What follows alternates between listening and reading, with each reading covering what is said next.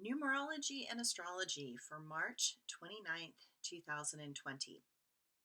Okay, I'm getting a lot of phone calls and emails and texts from people kind of going, wow, Suzanne, you tried to tell me about this like 2 years ago. And now I feel like I'm sort of scrambling. And what is this going to look like as we go forward? And what I've tried to say over and over again to everybody is that we're going into a really difficult astrological cycle, the likes of which most of us have never seen in our lifetime. And literally every decision that our governments make, our leaders make, will either make this worse or they will make it better and shorter.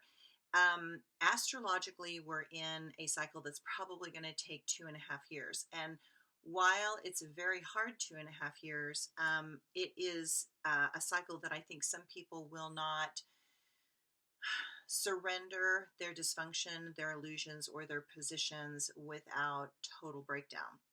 And it's sort of the way human nature is. And I do believe that what comes from this is a whole new revolution of green energy and environmental concern and cleaning up the planet. And I do believe it'll take years and years and years to do that because of what we've done.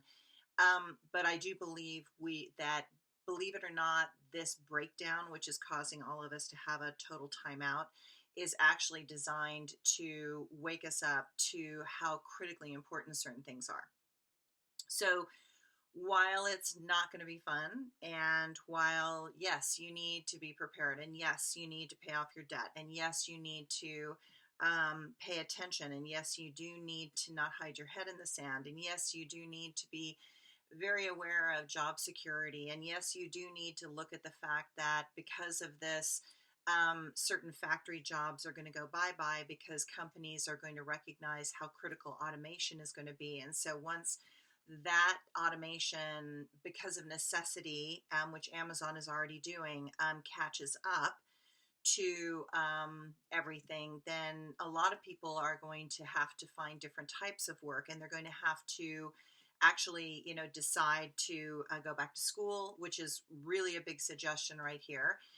Because I do believe that shortly, our government will be paying for college and things because they're going to have so many people that actually need to be reskilled and repositioned. So this is about willingness.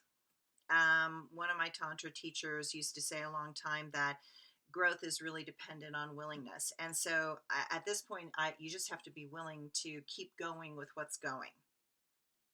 Today 3/29/20. If you add it all up, it's an 18. If you add the 1 and the 8 together, it's a 9. A 9 is a number of completion. It's a 9. It's a number of psychic ability, mysticism, and magic. And so, what are the things that you need to finish up? What are the things that have been sitting there that you have said you were going to get to that you need to get to, such as knitting or sewing projects? In my case, it's the garden. What is it that I need to work on right now, like planting seeds, which is what I did this morning, so that I can put them in warm places to germinate. And so by the time spring comes, that I have something to put into the ground. And so this can be fun. It can be simple. I baked muffins, so nothing like the smell of warm muffins to make everybody happy. And there are ways that you can find completion by just being and just living a normal life. And it's kind of nice if you get out of the rat race and fall back into simpler times from our ancestors.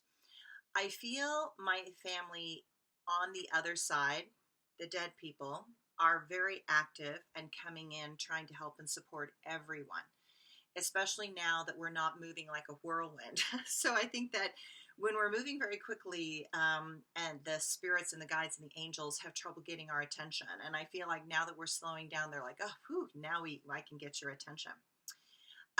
Astrologically, it's not a huge day astrologically, so it's pretty simple. The sun is in Aries, sextile the moon in Gemini, and it's a great moment for appreciating those who are doing so much to help all of us survive in these difficult times. And I really want you to remember to appreciate the UPS and the FedEx drivers and the truck drivers and the Amazon workers and all those that are doing what they can to keep businesses flowing. I think it's interesting that These people that we kind of don't notice are suddenly now so critical. And I think you should treat everybody very well. And I know we're in a coronavirus thing, but maybe you could leave them something. Maybe you could leave them something to drink, that they could clean on the outside. Maybe you could just leave them a note, a thank you note, because I have a locked gate, so they leave everything outside the locked gate. So you could leave something for them so that you appreciate them, because they're kind of being used and abused right now. And honestly, if they end up getting sick, we are in big trouble. Okay, so enjoy your time at home and be helpful when others ask you for something for help, because my gosh, you've got the time. So just say yes to the universe.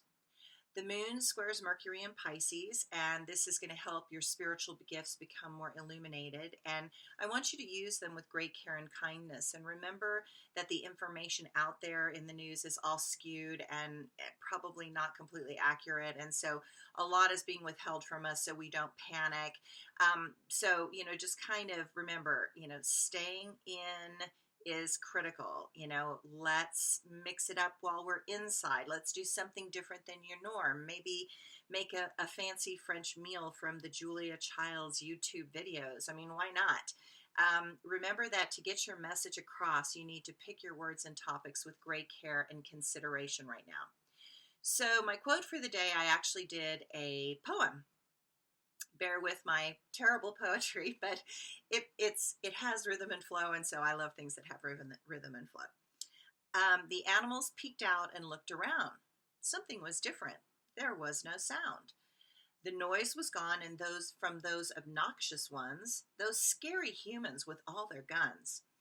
They somehow disappeared in a flash. Quiet returned without their balderdash. The animals at first did not know what to do. They looked outside with hope anew. Could it be that peace could return? Did humans learn to finally discern? In the peace, playfulness returned. Animals frolicked unconcerned. All they wanted was to have their space. All they desired was for humans to learn grace. Okay, so like I said earlier, my blog is that we're finally moving at a tempo that your ancestors and your guides and angels can connect and relate to. We live a life that does not allow the time for reflection and contemplation. We are usually rushing and pushing ourselves.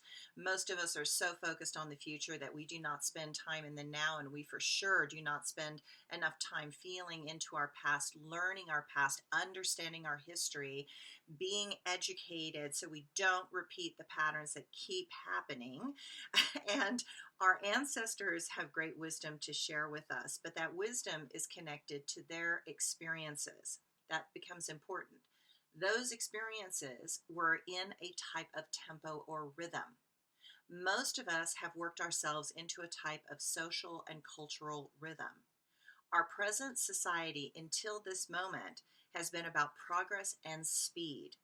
In doing that, we have sacrificed a lot of intimacy and peace.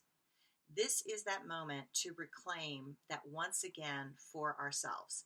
So, our ancestors have great skills on cooking and family and helping us in certain ways. But if you've not been cooking and you've not been cleaning your own house and you've not been doing your own garden, they don't have a skill to give you. They don't have a wisdom to share with you. I'm very grateful that I have a dear friend of mine on the other side that was 30 years, and she was an avid gardener. And it's been so fascinating since she's died.